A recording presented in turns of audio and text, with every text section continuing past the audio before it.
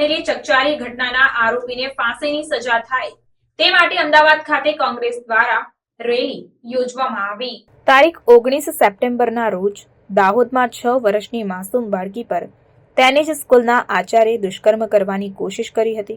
જ્યારે બાળકી રડીને બૂમો પાડવા લાગી ત્યારે તેનું ગળું દબાવી આચાર્યએ તેની નિર્મમ હત્યા કરી હતી।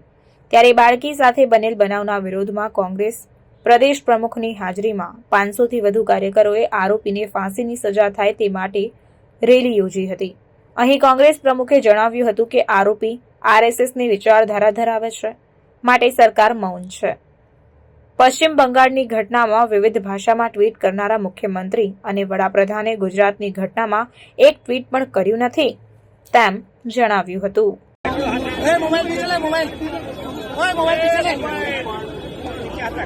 સભ્ય સમાજની હૃદયદ્રવી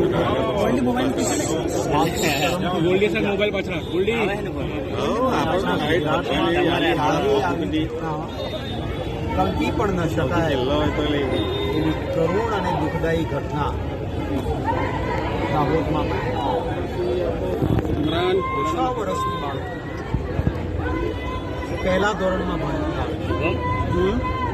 ઘર પાસે ગાડી લઈને સરકારી શાળાનો પ્રાથમિક શાળાનો આચાર્ય આને કહે છે કે તમારી દીકરીને બેસાડી દો।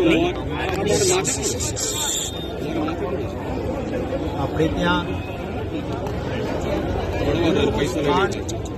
એ ઈશ્વર કરતા પણ આપણે મોટું આંકીએ। આપણે ત્યાં એવું કહેવાય છે ગુરુ ગોવિંદ દોનું ખડિયું સાર કિસકો પહેલે લાગુ પાય બલિહારી ગુરુ આપકી ગોવિંદ ભયો આજ। એટલે ઈશ્વર કરતા પણ પ્રથમ સ્થાન આપતા હોય વિશ્વાસે દીકરીને 6 વર્ષની બાળકીને આ રાક્ષસી માણસ દીકરી ઉપર બળાત્કારની કોશિશ કરે છે। દીકરી રડવા લાગે છે અને 6 વર્ષની બાળકી જ્યારે બૂમાબૂમની કરે છે ત્યારે ગળું દબાવીને એ દીકરીને મારી નાખવામાં આવે છે। એક ગુનાહિત માણસ રાક્ષસી કૃત્ય તો જુઓ।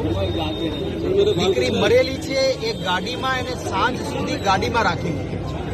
શાળા છૂટે, છોકરાઓ જાય પછી દીકરીની લાશ કાઢીને દિવાલ પાસે ગોઠવે, દફતર એનું ક્લાસરૂમની બહાર મૂકે, પોતે ગાડી લઈને ગોધરા જાય, ગાડી આખી વોશ કરીને આવે કે જેથી પકડાય તો તકલીફ ના પડે। ગુનાહિત માનસિકતા જોવો અને પોતાની જાતને સમાજ સુધારક ગણાવે। એના ફેસબુક ઉપર આરએસએસના કેમ્પમાં ટ્રેનિંગ લીધી છે, આરએસએસનો પ્રચારક છે। ભારતીય જનતા પાર્ટીની વિચારધારાના માટે મતો માંગવા નીકળતો માણસ। આ છે સાચું ચાલ ચલન અને ચરિત્ર ભારતીય જનતા પાર્ટીની વિચારધારા। એક ટ્વીટ મને દુઃખ એ વાતનું કે ગુજરાતના છે આપણા વડાપ્રધાન શ્રી એક ટ્વીટ કરવાની જરૂર છે। ગુજરાતના મુખ્યમંત્રી શ્રી પશ્ચિમ બંગાળની ઘટના વખતે વિવિધ ભાષામાં, જે ભાષાઓ ઉપર ભૂપેન્દ્રભાઈનો કંટ્રોલ નથી એવી ભાષાઓમાં પણ ટ્વીટ કરી શકતા હોય તો અહીંયા કેમ નહીં? એટલા માટે કે ભાજપની વિચારધારા છે।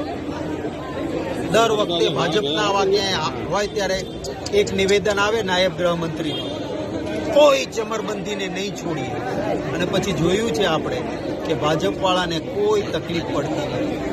આ ગુનાહિત માનસિકતા સામે એક જવાબદાર રચનાત્મક વિરોધ પક્ષ તરીકે અમે પદયાત્રા કરીને અમારો વિરોધ દર્શાવીએ છીએ।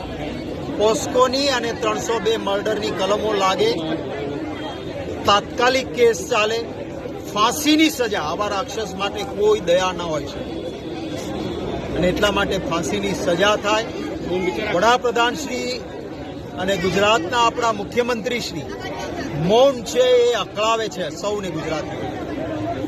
ક્યાંક બીજા રાજ્યોમાં જ્યાં ભાજપ સિવાયની સરકાર હોય ક્યાંય પણ ઘટના બને ખરાબ છે, ક્યાંય પણ ગુનેગાર હોય તો કડક હાથે કામ લેવું જોઈએ, ભલે કોઈ પણ સરકાર હોય, કોઈ પણ પક્ષ સાથે હોય, કોઈ પણ શખ્સ હોય, પણ ત્યાં થાય ત્યારે ચારે બાજુ કેન્ડલ યાત્રાઓ, ચારે બાજુ ભાજપ આખું રોડ પર ઉતરી પડે તો આ 6 વર્ષની દીકરી બક્ષીપંચની દીકરી છે આ શું તમને એની ચિંતા નથી?